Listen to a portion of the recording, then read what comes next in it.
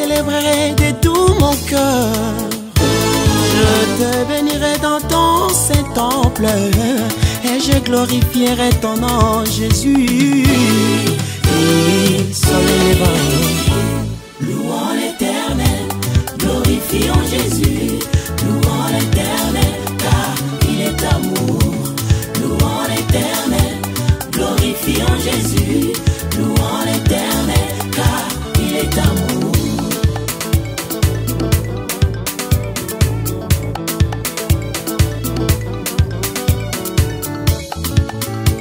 Éternel, tu es mon salut, mon rocher. Éternel, tu es mon salut, mon rocher. J'écris jour et nuit devant toi, Seigneur. J'écris jour et nuit devant toi, Seigneur. Entends ma voix, Dieu tout-puissant, écoute ma prière. le roi des rois, Entends ma voix, soleil levant, yeah. bon berger.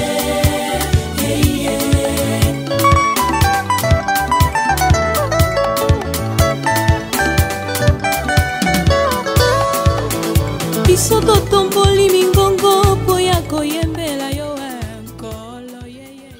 Oui, nous sommes satisfaits du travail que nous avons fait ici pour former une équipe,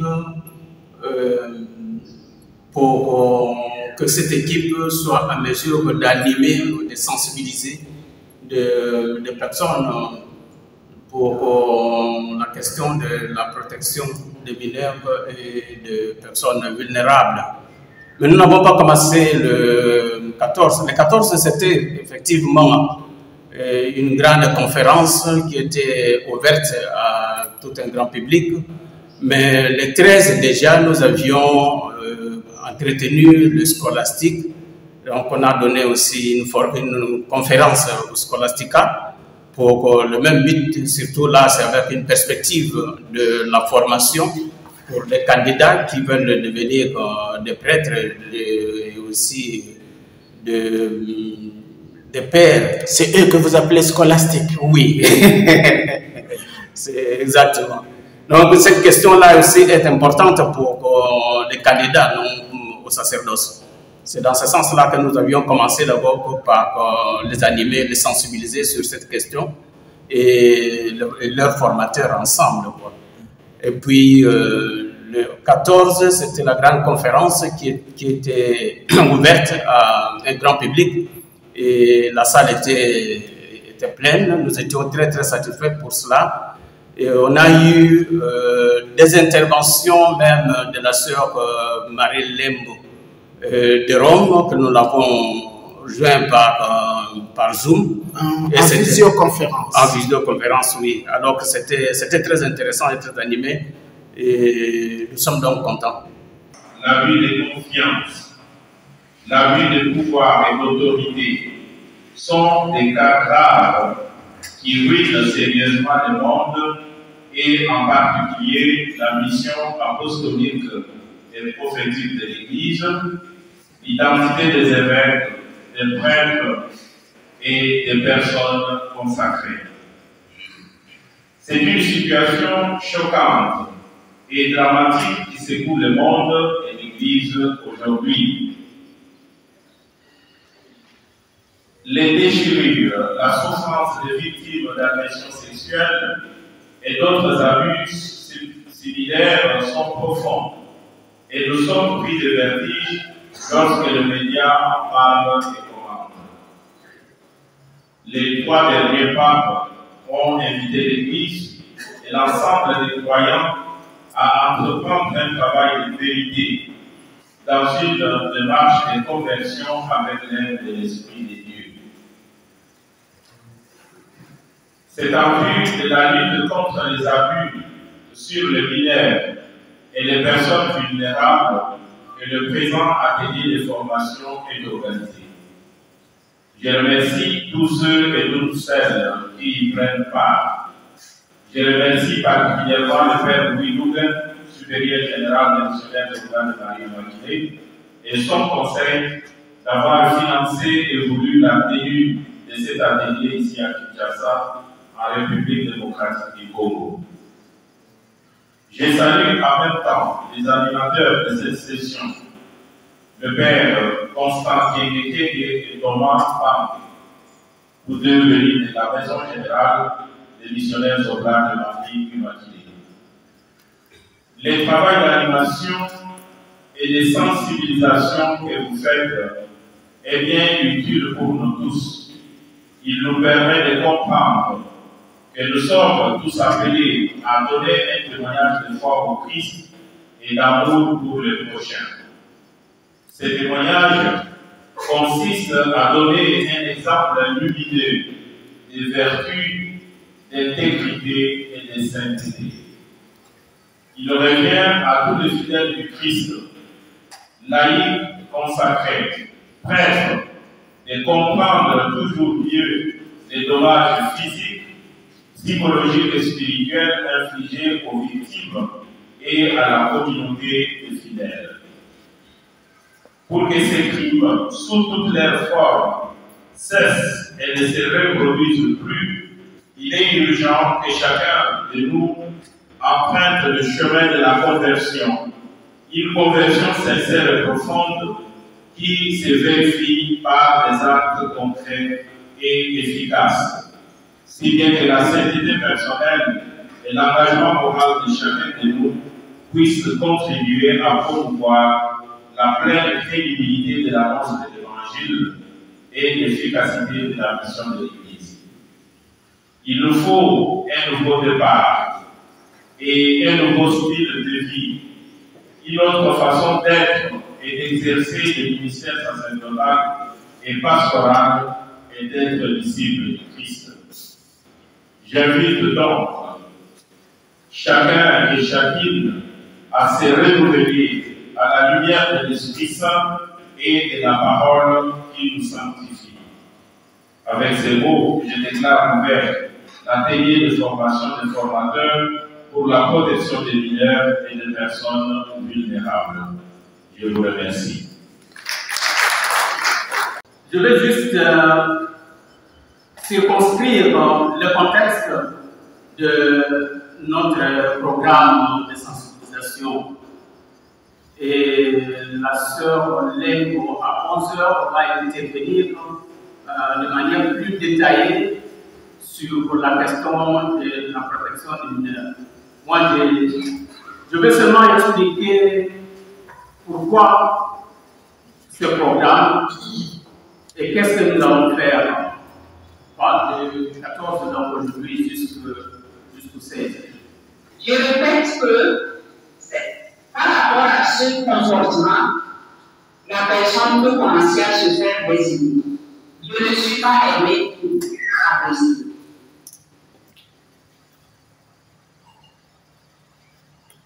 L'abus émotionnel, par contre, est un comportement basé sur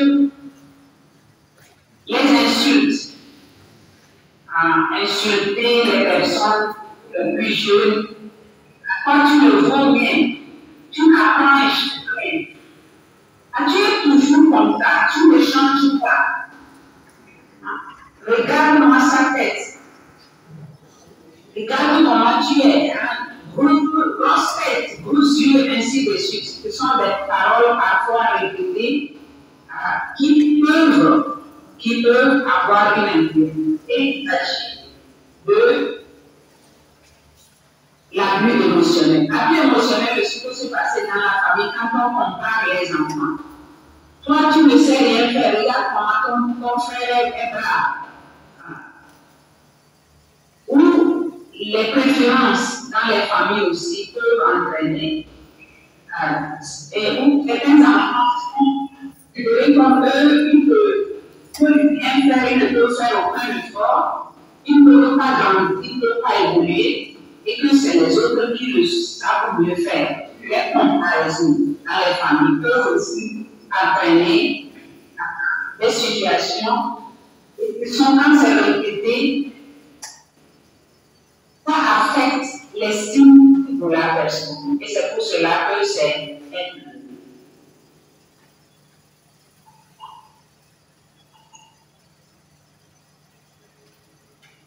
l'autre concept considération, donc c'est l'abus sexuel. Il consiste à une agression sexuelle, un toucher non approprié, des arrêts sexuels, des manipulations génitales et des actions de pénétration anale, vaginale, orale. Donc c'est un abus. Sans consentement, nous savons qu'au niveau de l'enfant, on ne peut pas demander un consentement pour un rapport sexuel. Parce que nous, dans ce travail que nous sommes en train de faire par rapport aux différents abus, nous élargissons ce groupe ou ce sous-groupe des personnes vulnérables. Des personnes adultes normales, mais qui vivent des situations difficiles, par exemple le deuil, le divorce, la séparation dans le couple, les personnes qui ont un conflit relationnel dans leur famille et qui sont rejetées, qui sont renvoyées de leur famille et qui doivent vivre dans la rue seules, les personnes qui ont perdu leur travail, leur fonction du jour au lendemain et qui sont dans une situation de difficulté et qui ont besoin d'aide, qui ont besoin de parler à une personne. Les jeunes qui sont adolescents et qui vivent une difficulté parce qu'il s'agit de définir leur identité, donc ils ne savent pas comment se prendre, ils sont violents, on les jette dans la rue. Des personnes que dans nos milieux nous appelons des sorcières et des sorciers qui sont rejetés. Les femmes, dans la plupart des femmes veuves qui vivent seules avec leurs enfants, des femmes, des personnes de famille monoparentales, des personnes qui vivent une dépression, qu'elle soit pour un temps, ou des consacrés, des prêtres qui vivent une difficulté par rapport à leur vocation. Nous, toutes ces personnes, nous les disons personnes vulnérables, pourquoi par rapport à leur réalité actuelle et qui ont besoin d'aide, qui ont besoin de se confier à une personne, d'avoir même un soutien, qu'il soit matériel, moral, psychologique ou spirituel. Toutes ces personnes sont considérées des personnes vulnérables. Une vulnérabilité qui peut durer un temps, une vulnérabilité qui peut durer aussi toute la vie si elles ont une difficulté, surtout un handicap particulier. Père Thomas Bang, alors parlez un peu de vous-même. Donc vous deux, vous êtes venus de Rome, de l'administration générale des missionnaires Oblat de Marie Immaculée. Si vous parlez un tout petit peu de vous-même, qui êtes-vous? Je suis le Père Thomas Bang, Oblat de Marie Immaculée. Je suis originaire du Cameroun, mais présentement je suis à Rome pour les études doctorales. Je suis en thèse. J'ai fait une thèse en droit canonique sur la question de la protection des mineurs et des personnes vulnérables. Et je suis membre de ce grand projet de notre congrégation pour la sensibilisation à travers les sessions, à travers les formations sur la protection des mineurs et des adultes vulnérables. Alors, je fais partie de cette équipe de 3 personnes, le père Constant Kenge, que voici, la sœur Marie Lembo et moi-même Thomas Bang. Et donc, en parlant avec les scolastiques, comme le père Kenge a dit, vous étiez en train de parler vraiment à vos jeunes confrères, parce que vous les sensibilisez. Et d'abord, vous commencez par vous-même, par votre famille. Oui, la bonne charité, effectivement, la bonne charité commence par soi-même. Et l'avenir d'une famille est dans ses enfants. Voilà pourquoi nous avons commencé par nos jeunes frères, parce que ce sont eux les missionnaires de demain. Alors, il était bon de bon ton de commencer par eux et après s'ouvrir au reste de l'Église. Père Kenge, revenons un peu à vous-même, missionnaire Oblat de Marie Immaculée. Vous aussi, nous l'avons dit, vous êtes aussi intéressé par cette question. À quel titre? Bon, je suis procureur général de Oblat de Marie Immaculée. Dans cet office, nous avons aussi la responsabilité de sensibiliser les provinces sur la question de protection des mineurs. Nous avions demandé à chaque unité de la congrégation d'écrire leur politique pour la protection des mineurs et ils envoient chez moi leur politique où nous lisons et voir s'il y a des amendements à faire, des choses à corriger par rapport à des directives que l'Église nous donne, surtout pour la procédure. Mais je voyais que ça ne suffisait pas que de lire les politiques de protection des mineurs qui venaient de province. Il fallait encore aller étudier pour voir surtout la question de la prévention. Il ne suffit pas que le problème se pose, on cherche tout simplement à voir comment procéder pour le cas de la personne qui a abusé, mais c'est beaucoup plus mieux de prévenir. Alors là, ça demande toute la sensibilisation. C'est comme ça que j'étais parti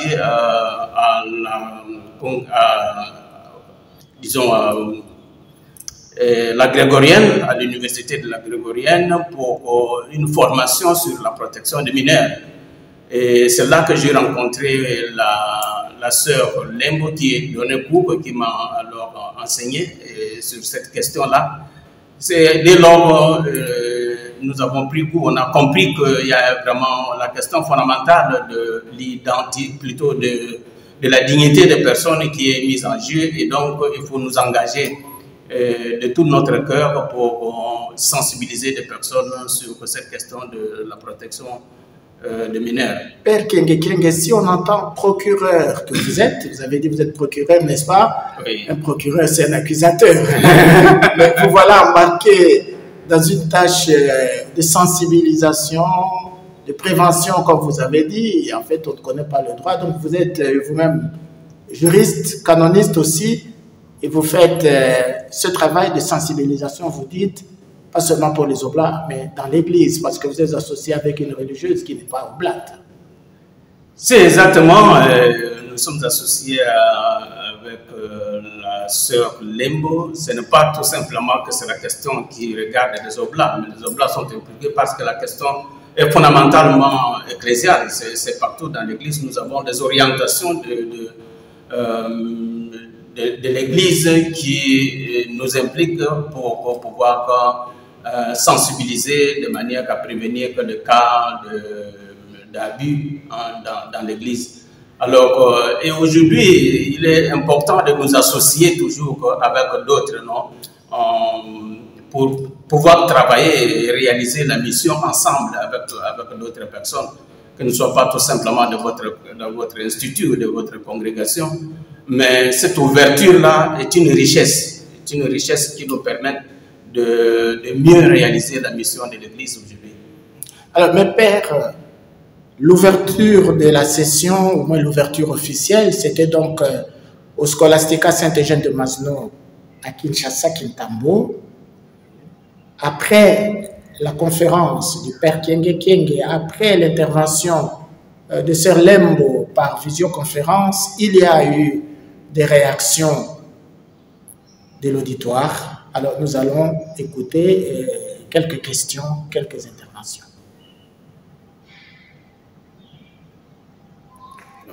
Missionnaire au Oblat de Marie Immaculée, je suis médecin de formation. Cette question des violences sexuelles me bouleverse personnellement.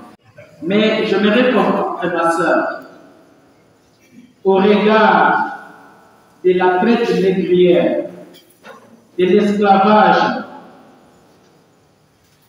et maintenant avec cette question d'actualité où, comme l'a dit mon prédécesseur, vous avez le péché et le pécheur déjà connus. Et je me dis, quelle est la position de vous, nos spécialistes en la matière, quand vous considérez la gravité de l'atteinte de la vie? Quel serait votre point de vue? Cette question vous concerne vous, mais également aussi les pères constants. Je vous remercie. Un gars qui a été abusé dans sa famille, peut-il être accepté à devenir prêtre religieux chez nous? Oui ou non? Ou bien, un qui est déjà prêtre ou une qui est déjà religieuse depuis des années, et donc nous découvrons que le comportement actuel peut être lié à des abus, pas nécessairement sexuels en tout cas, subis dans son enfance, dans la famille ou dans un milieu éducationnel. Qu'est-ce que nous en faisons? Je me dis, est-ce que l'allure avec laquelle la question est abordée ne touche pas particulièrement la pastorale de proximité, qui est vraiment en vogue aujourd'hui? Et s'il faut utiliser les termes du pape François, qui parle de la révolution de la tendresse et les dangers aujourd'hui de la caresse, parce que je fais allusion à ce qu'on dit de Monseigneur Aupetit, est-ce que les deux vont ensemble aujourd'hui au regard de la question des abus sexuels? La révolution de la tendresse va-t-elle aujourd'hui avec les dangers de la caresse? Voilà, ça c'est la question. Une deuxième question, parmi les deux, laquelle est la plus importante?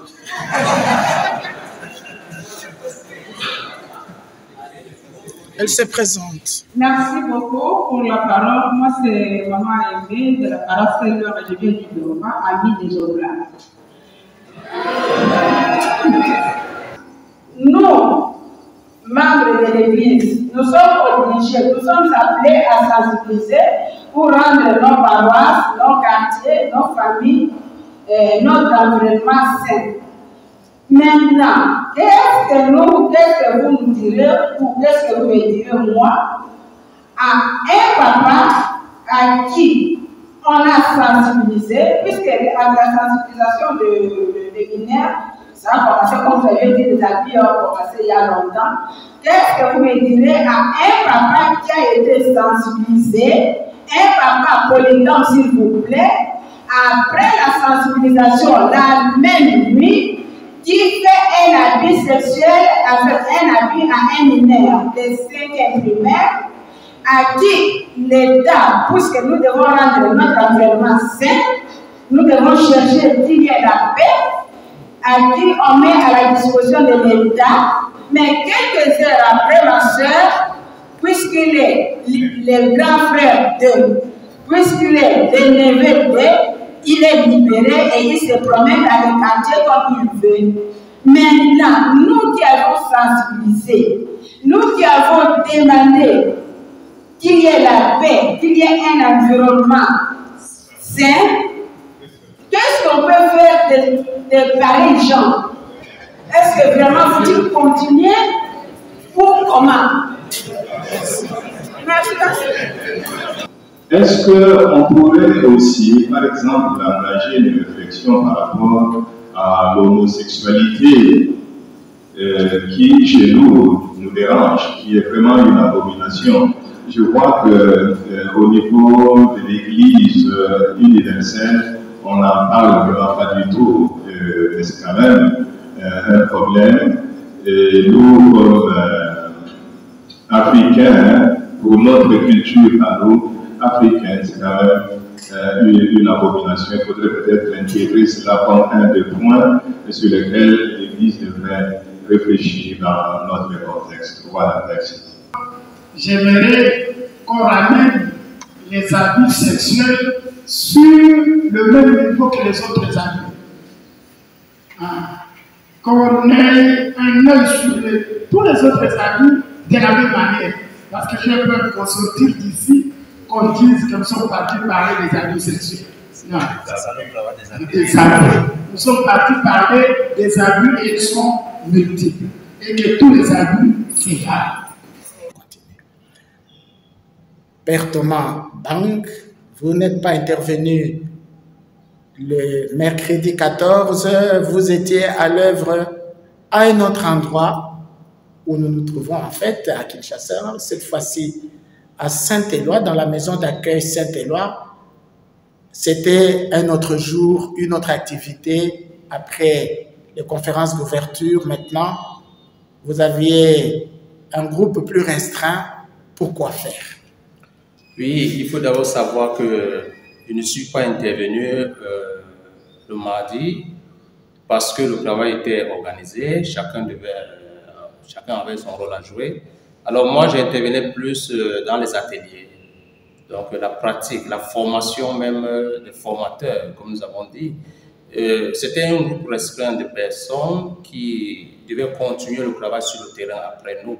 Donc il fallait armer ces personnes-là de ressources, de connaissances, de techniques. Et c'est ce que nous avons fait pendant 3 jours. Et le travail n'est pas achevé, mais le grand travail a été fait. Donc nous allons continuer le travail à distance. Et ces personnes seront nos personnes de ressources sur le terrain. Et ils seront, je les considère un peu comme les pères éducateurs. Vous savez, je me rappelle quand j'étais encore au secondaire, au lycée, on parlait plus du sida.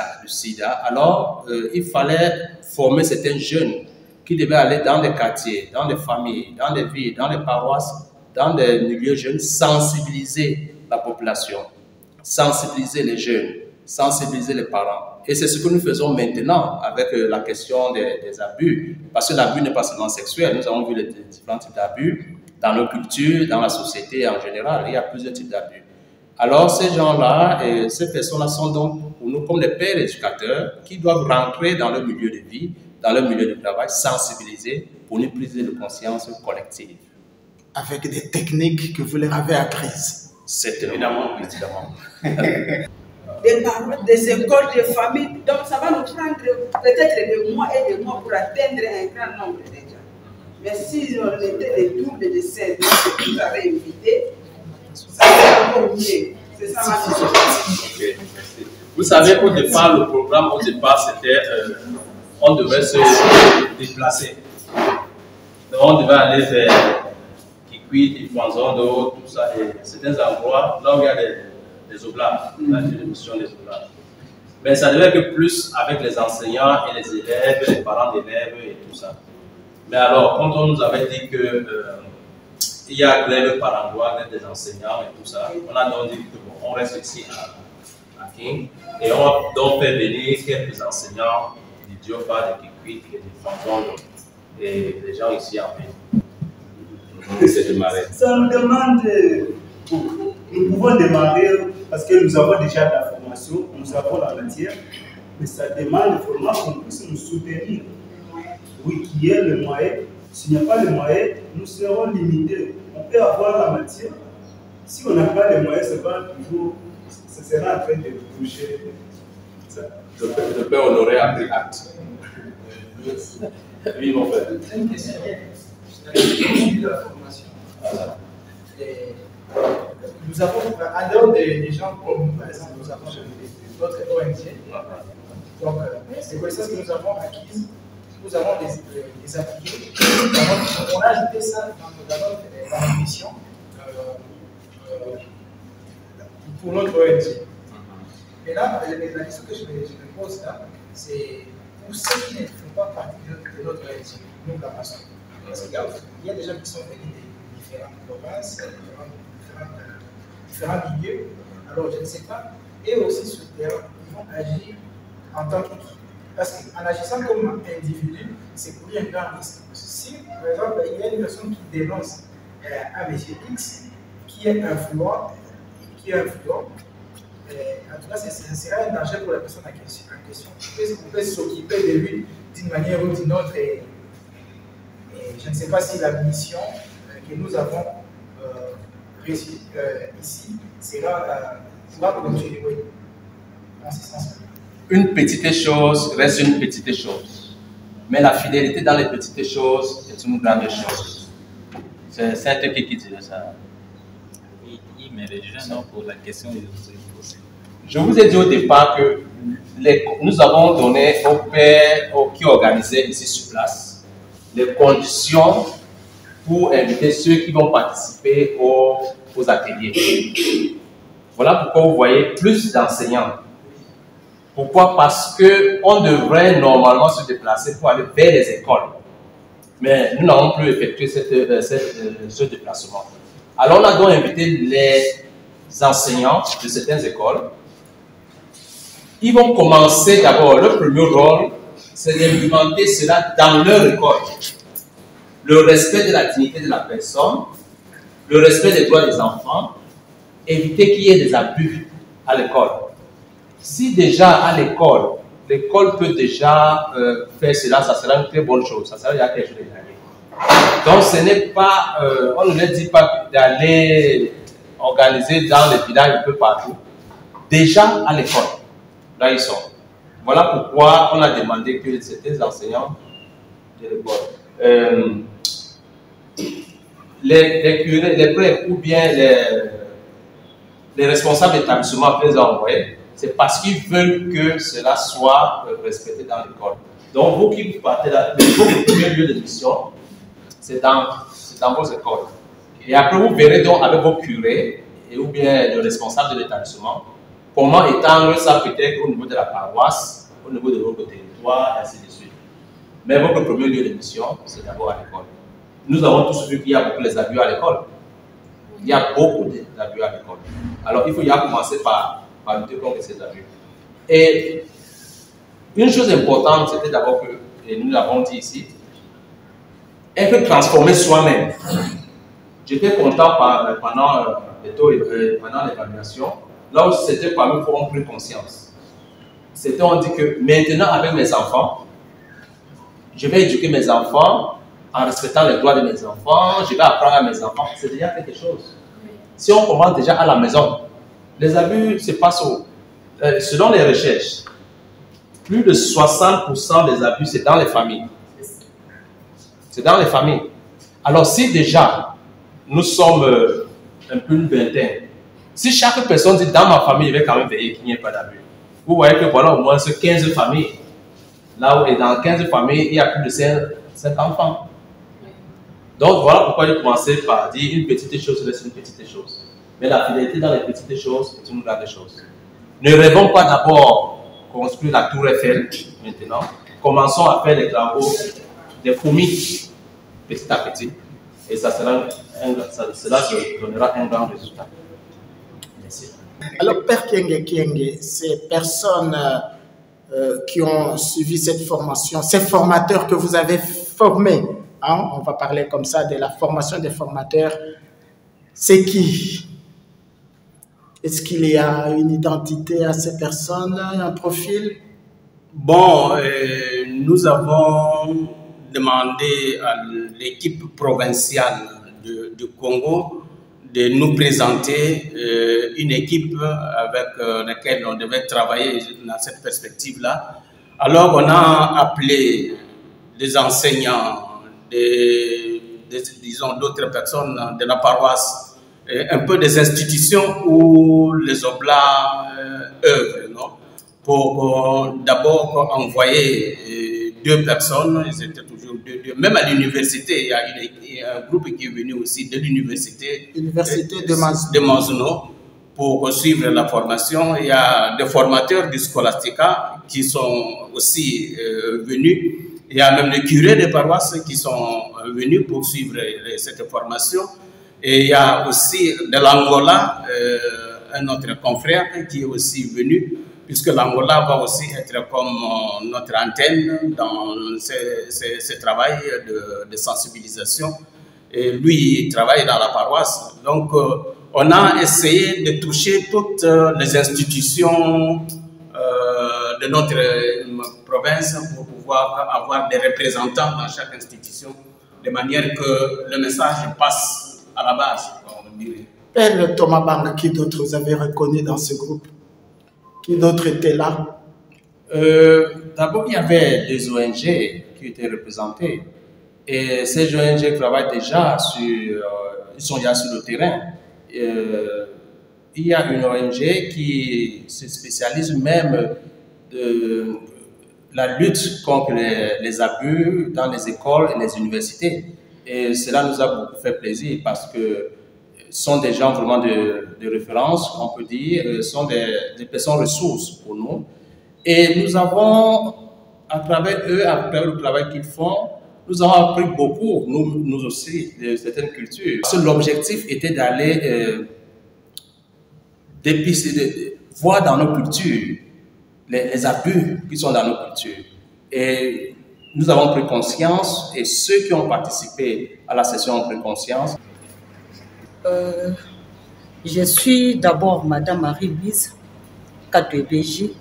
Je prends part à ces assises comme une ONG qui s'occupe dans une section de la protection des enfants et des personnes vulnérables. Et notre fondation est dénommée Fondation Monique de Marie Immaculée. C'est une inspiration divine.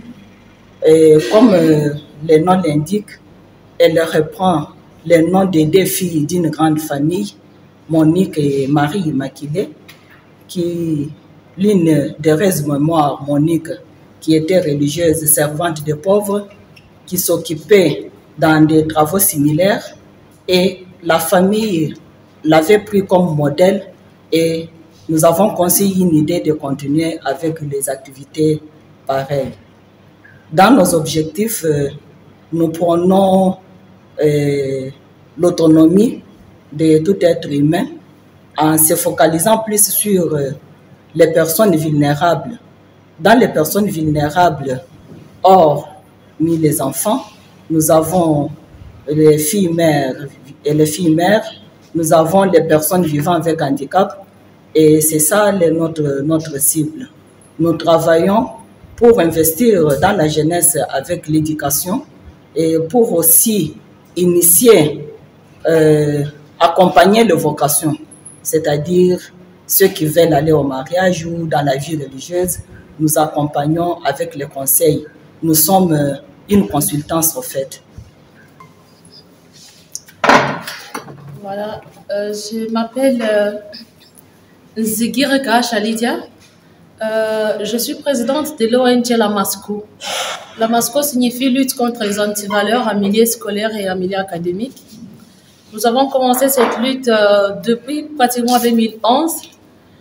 Et c'est là parce que nous avons constaté qu'il y avait beaucoup de cas d'antivaleurs et donc d'abus dans les écoles, mais aussi dans les universités, qui empêchaient aux jeunes d'acquérir des compétences nécessaires pour leur épanouissement dans la société.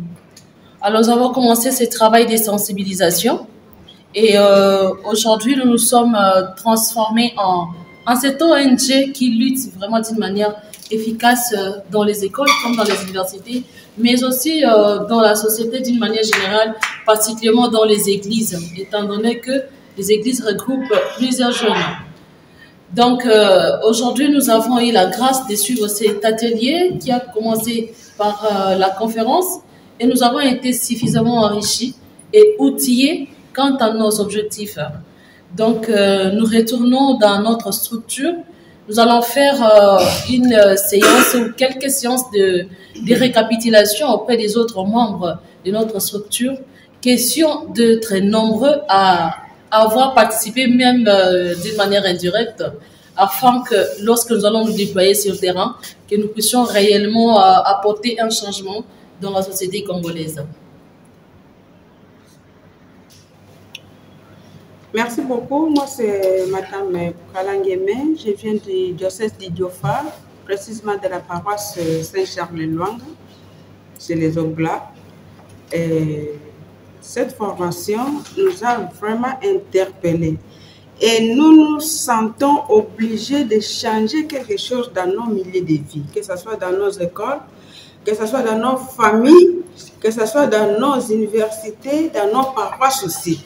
Puisque nous nous rendons compte que ces abus envers les mineurs et les personnes vulnérables ne se passent pas seulement dans les universités, même dans les paroisses aussi, selon l'atelier que nous venons de suivre. Alors nous avons un devoir à faire, à sensibiliser même nos curés, et nos prêtres surtout, comme la formation nous a révélé.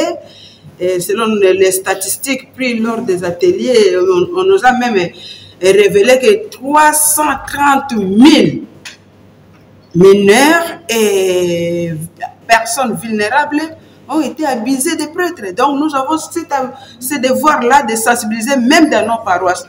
Alors, nous sommes venus au nom de la paroisse et nous allons sensibiliser nos milliers, nos quartiers, nos écoles, nos familles aussi. Et puis, veiller aussi aux relations.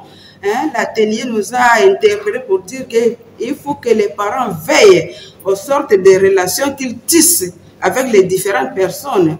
Souvent, ce sont ces relations-là qui causent beaucoup de déshabits. Quelqu'un qui ne connaît pas un membre de famille ne peut pas oser aviser un mineur ou bien une personne vulnérable. Donc, nous avons ce devoir-là de veiller à nos relations. Moi, je suis Nicole Mindouti, je viens de la paroisse Notre-Dame à Kikwit. Et c'est papa mon engageant à la paroisse Notre-Dame de Rosaire Kikwit. Moi, je suis ravie de cette formation sur la sensibilisation des abus sur les mineurs et des personnes vulnérables. Ça m'a beaucoup vraiment intéressée. Et moi, je sais que avec cette formation, je vais vraiment transformer d'abord ma famille, la paroisse et mon milieu de travail. En tant qu'enseignante, beaucoup de mineurs. Et j'ai compris qu'un jour, je peux donner une expérience. Une fille de 6e primaire qui est venue accuser un garçon qui est de leur classe, qui me dit, madame, l'autre me suit. Alors, à partir de cette formation, j'ai compris que tous deux, ce sont des mineurs. Il fallait que je puisse protéger la fille et donner cette formation pour que l'école change, les enfants vraiment soient bien protégés. Oui, moi je remercie d'abord mon Dieu qui nous a permis pour nous retrouver. Vraiment, c'est une grâce pour notre paroisse et pour toutes les paroisses catholiques. Et nous remercions surtout les Pères Oblats Immaculés parce qu'ils ont pris vraiment une bonne initiative pour nous réunir, pour que nous puissions savoir ce qui se passe dans la société. Parce que nous devons prendre tout ce que nous avons vu au cœur pour que nous puissions transformer nos milieux de vie.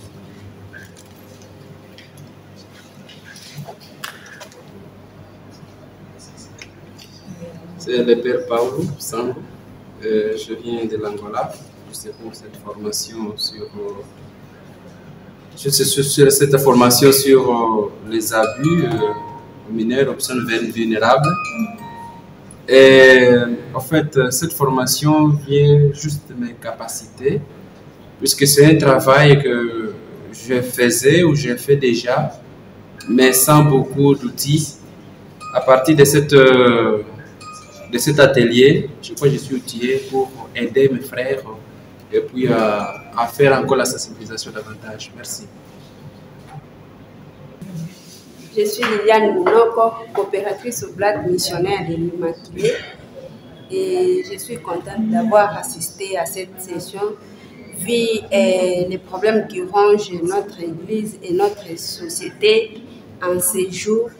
Je crois que c'est important d'avoir les bagages nécessaires pour aller sensibiliser ces terrains, aider nos frères et sœurs à savoir comment s'y prendre pour ne pas abuser des autres ou des personnes vulnérables. Et pour moi, je pense que c'était une réussite. C'était une réussite.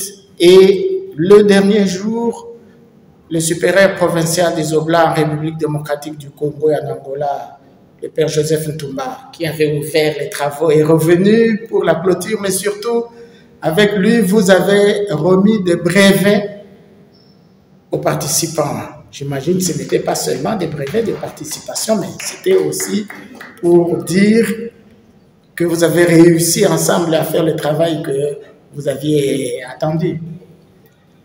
Oui, pour nous, pas seulement des brevets.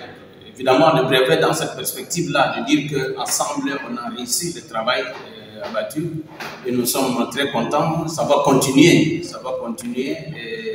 et nous allons toujours superviser à distance.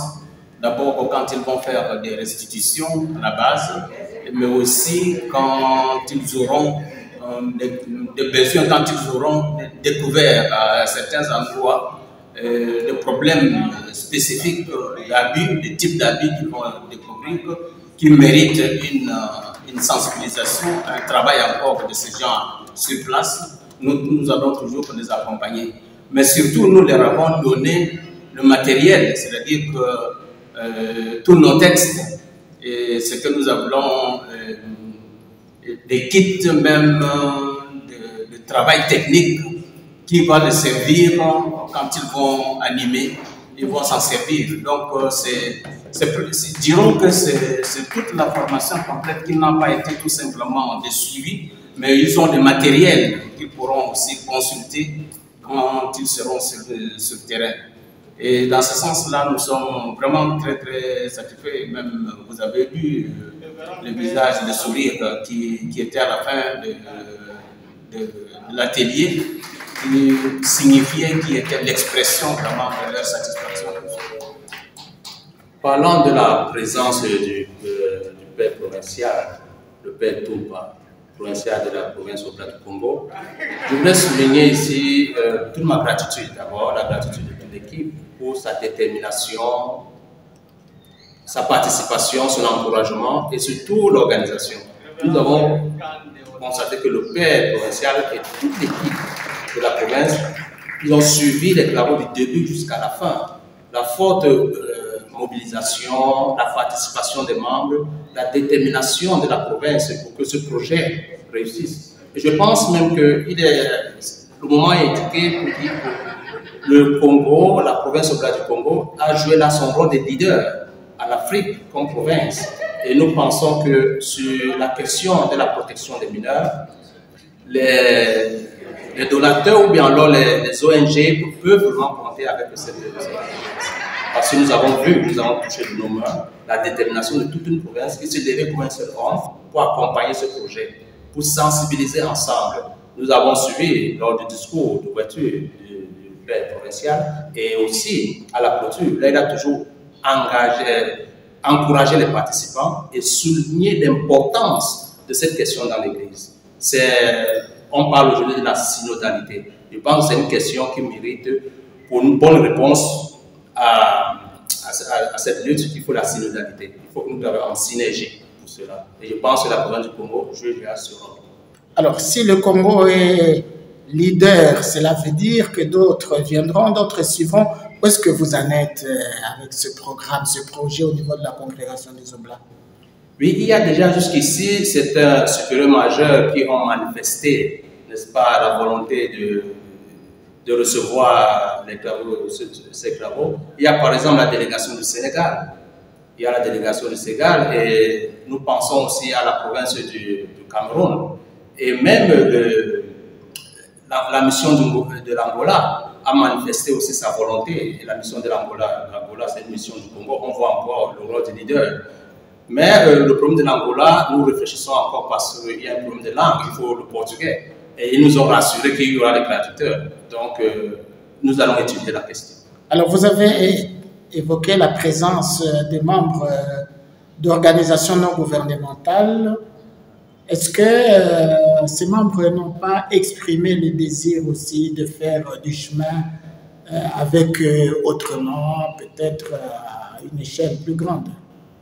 Là était même notre fierté parce que ces membres et ces organisations ont demandé s'ils peuvent travailler en étroite collaboration avec les Oblats. Et ils ont manifesté leur désir d'être aussi, de faire partie prenante de cette lutte. Ils sont déjà en train de faire quelque chose, mais ils ont vu que les Oblats étaient peut-être mieux organisés, mais mieux outillés et que les Oblats avaient une grande visibilité de la question. Et je pense que le père Constant et la sœur, tous nous allons étudier comment, dans quel cadre associer ces organisations avec la province. Et d'ailleurs, il y a une causerie dans ce sens avec le provincial. Le provincial va s'asseoir avec son équipe pour étudier la question. Et je profite déjà de l'occasion pour dire la province du Congo a déjà une équipe nommée par le provincial qui s'occupe de la question de la prévention, de la protection des mineurs. Voilà pourquoi avec le Congo c'est plus facile, puisqu'il y a déjà une organisation interne. Père Kienge, est-ce qu'il n'y avait pas aussi d'associés laïcs Si, il y avait aussi des associés laïcs, des femmes, mais aussi des hommes qui ont pris part à cet atelier. Mais vous voyez, c'était intéressant dans ce sens aussi que les associés ont pris leur part pour sensibiliser les familles, parce que la plupart d'abus aussi, ça se passe dans les familles. Et aussi sensibiliser les parents dans la prévention qu'ils doivent faire aussi par rapport à l'éducation des enfants. Et donc, pour nous, on était très contents de voir que le groupe était vraiment diversifié. Et c'est ça qui a fait une grande richesse. Une grande richesse qui nous a permis, les uns les autres, à disons, à s'enrichir mutuellement. Et nous étions vraiment bien satisfaits. Ils sont venus de Kinshasa, ces associés laïcs et les associés laïcs, il y en a qui sont venus de Kinshasa, d'autres de Diofa et de Gekwit. Et Fanzone, donc, qui sont venus de l'intérieur, vous voyez. Alors, nous sommes contents que le message va déjà aller même dans les villages pour sensibiliser les familles. Puisqu'il y a aussi, on a repéré quelques, comme Thomas l'a dit, on a repéré quelques facteurs de risque d'abus dans nos cultures aussi. Et donc, au niveau du village, là, c'est des questions sur lesquelles ceux qui sont venus du village, là, pourront essayer de sensibiliser encore. Ça a touché vraiment tous les aspects un peu beaucoup plus, de manière beaucoup plus détaillée. Et c'est ça la richesse de cette session, de cet atelier. Père Thomas Banga, alors, vous faites donc votre thèse de doctorat sur un sujet aussi actuel. Hein? Ah oui. Alors, je vous souhaite bon travail. Merci. Merci d'être venu. Merci. Et merci pour cet entretien. C'est moi qui vous remercie. Merci, Père Kienge. Kienge, vous êtes vous déjà docteur en droit canon et procureur, et vous nous révélez que vous ne faites pas qu'accuser, mais vous faites aussi la prévention. Merci d'être venu. Merci pour cet entretien. Merci beaucoup. Merci. Non, on ne fait pas qu'accuser. Nous, on se lance maintenant dans la prévention parce qu'on est vraiment touché par la dignité des personnes qui est souvent bafouée. C'est le souhait du Saint-Père, le souhait de l'Église, que l'Église soit mère, effectivement, concrètement, même dans ces questions difficiles et très douloureuses d'aujourd'hui. Merci. Merci, mes pères. Merci beaucoup, mon père.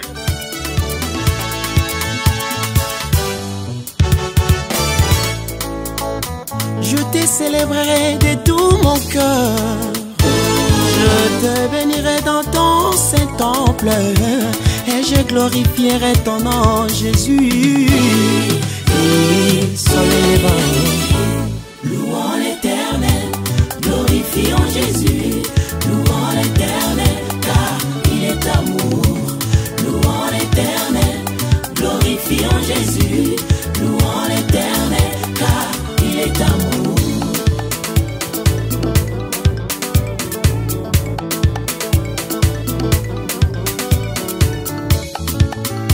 Éternel, tu es mon salut, mon rocher. Éternel, tu es mon salut, mon rocher. J'écris jour et nuit devant toi, Seigneur. J'écris jour et nuit devant toi, Seigneur. Entends ma voix, Dieu tout-puissant. Écoute ma prière, Le roi des rois.